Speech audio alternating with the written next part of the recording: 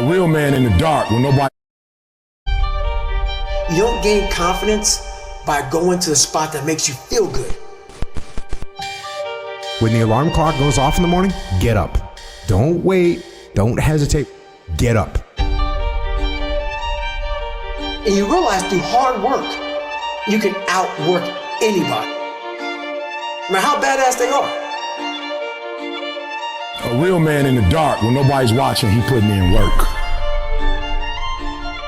A real man when coach ain't even watching, he's studying film on his own, because he loves the process. Obsession's gonna be talent every time. You got all the talent in the world, but are you obsessed? Is it all you ever think about? Let's face it, it's you against you out there. You have to be willing to outwork everybody in the world. I became obsessed with being the baddest motherfucker that God ever created.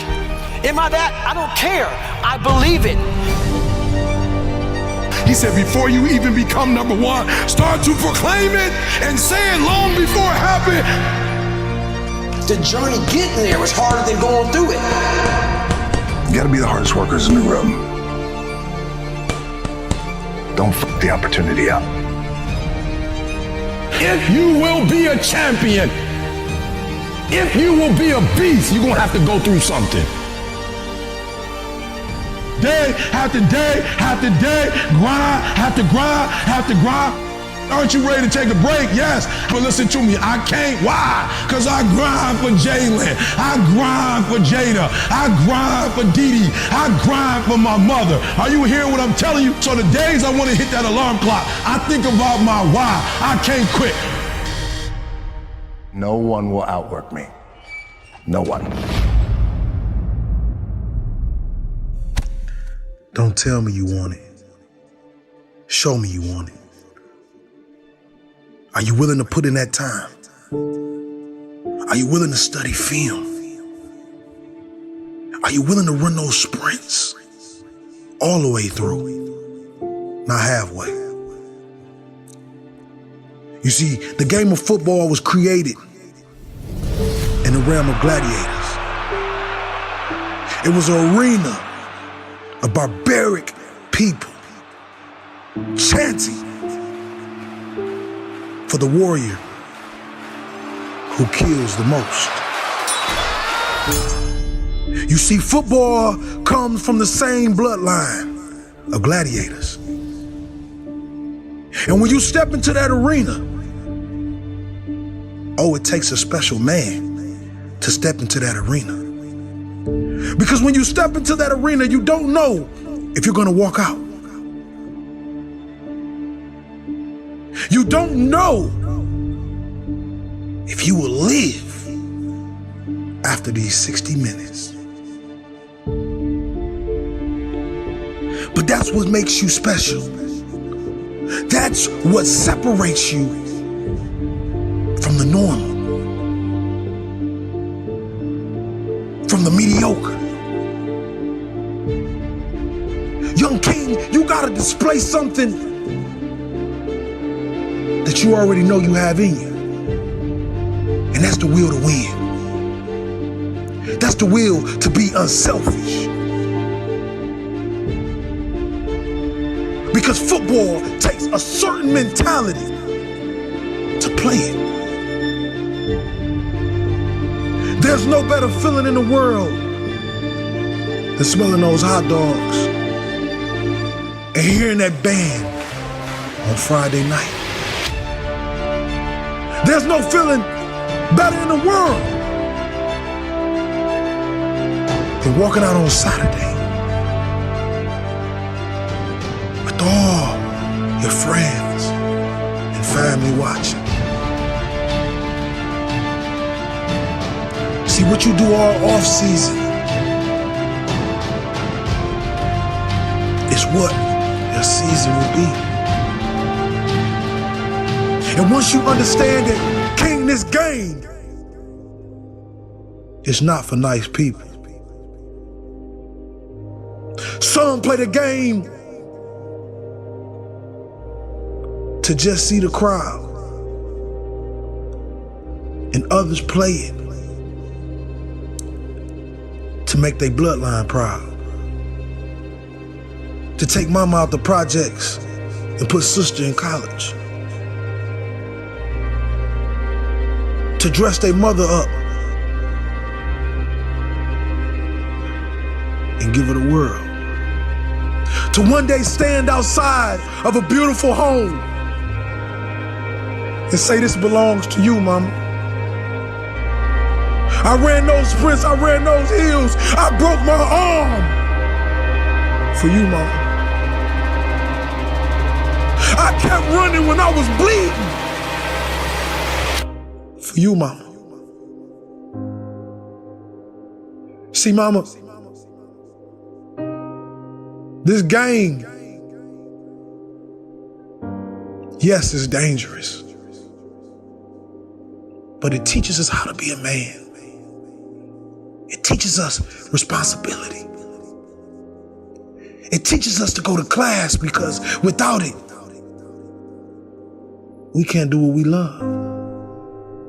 And that's play the game of football. Believe that you have enough. Take all that pain that you felt your entire life.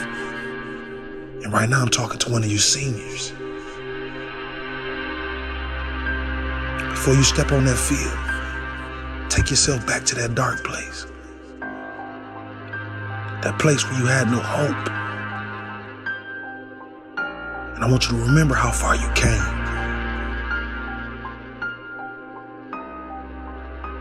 And when you step on that field, Saturday or Friday night, you look your teammates in the eyes and you tell them, we didn't come this far to only come this far. Royalty.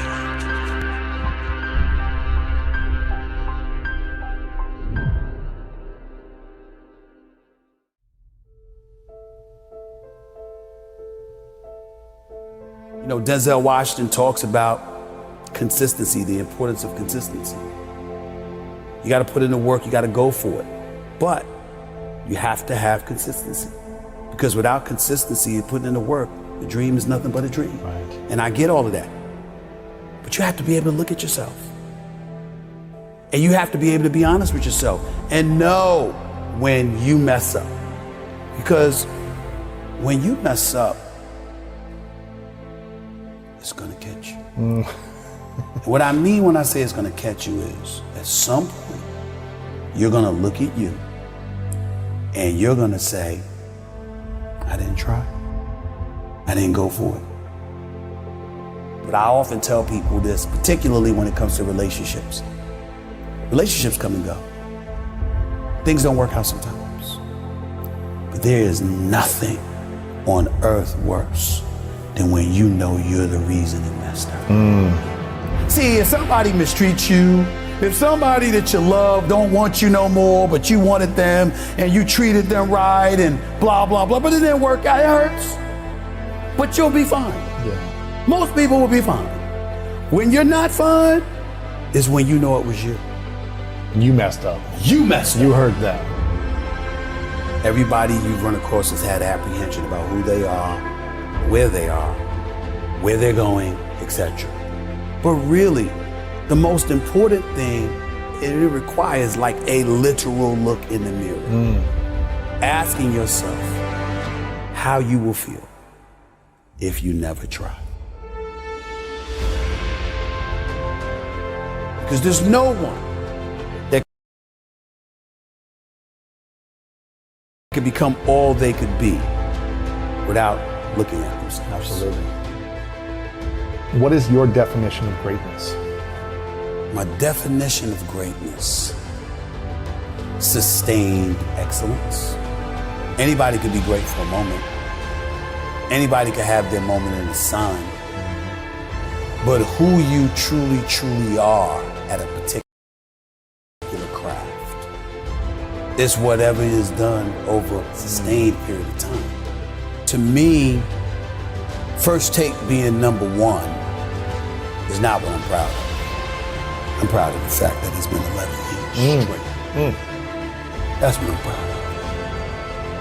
And the fact that I was able to do that at a continuous level, that means I had to put my head down and just be about the business and do the work.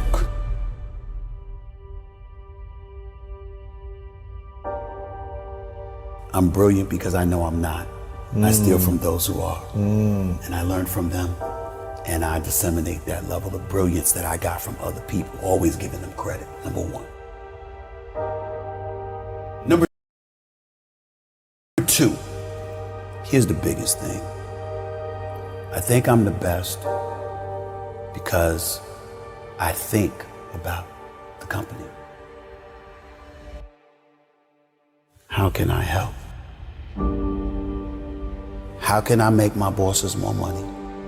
How can I get some of it? That mentality That's a game changer. is what makes me the best. That's a game changer. Because what I'm saying is, I'm not saying I'm the best because I articulate myself on television better than anybody else. Even though I think I work as hard as anybody, but I work more than anybody. Yeah. Or that I got, even though I've been number one for 11 years in morning television, pardon the interruption, is number one on ESPN, not me.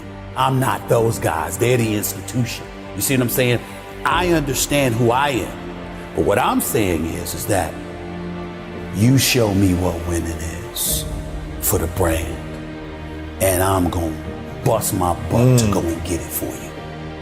I've shown I'm trustworthy, that you can trust that I'm going to be at the top, or I'm going to go down swinging. But there is never a moment that I'm on the air that I don't think about what they want.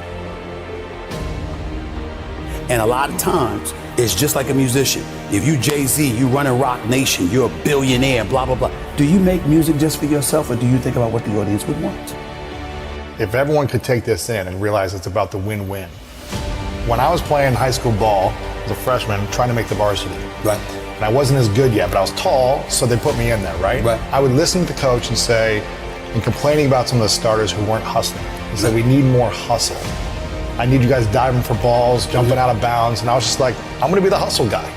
I'm gonna do what he needs, what he wants, so I can play. And try to help him win. And that got me on the team. It's like working for a company. It's like, if you can help the company make more money and show them that, they're gonna want to continue to support your growth. The win-win. So this is, for me, that's brilliant. And I don't think a lot of people probably think you think that way. They don't.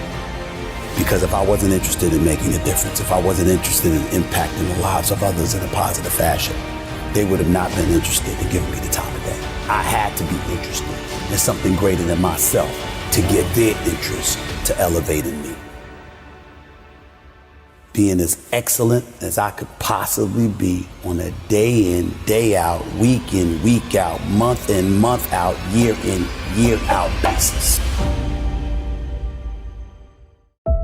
Why is the truth so important? You have to have the truth to have a starting point.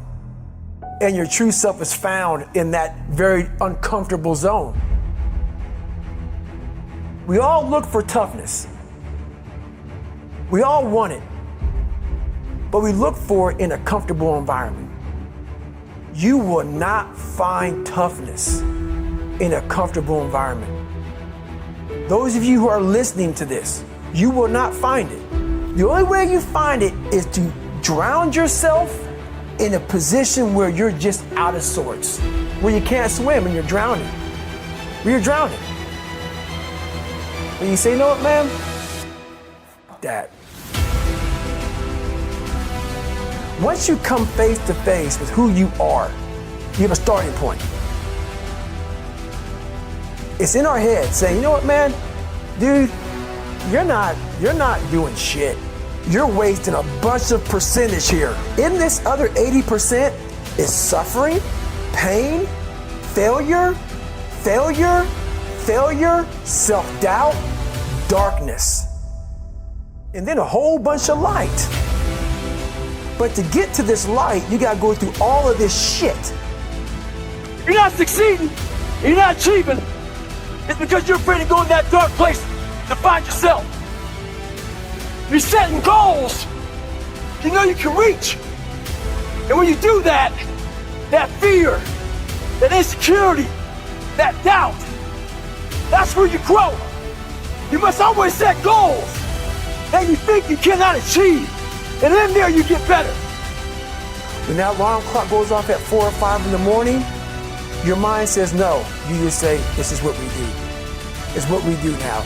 Because to get to where you want to go, the amount of pain involved, the amount of mental pain, of how many times you're gonna have to do something that you don't want to do to get to where you want to go. Every day, you must ask yourself, did I do enough? And then once you do this over and over and over again, it becomes like breathing. I don't want to live this lifestyle, but to get to the other side of this, I have to. So if you really want it, you realize what trying is and what trying is not.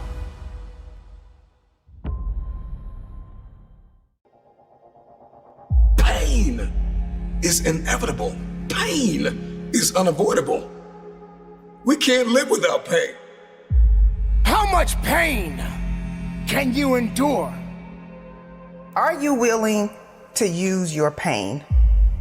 Sometimes pain can be your friend, and sometimes pain can be your enemy. There will always be pain. There will always be betrayal. There will always be somebody that doubts you, somebody that overlooks you, somebody that underpays you, somebody that undervalues you, somebody that talks the talk but doesn't walk the walk, somebody that's with you but not for you. We're always gonna experience pain. You just got to understand how to use pain to your advantage. You've been through too much to retreat. Don't run from the discomfort. Lean into it, feel it, and remind yourself that it is only temporary.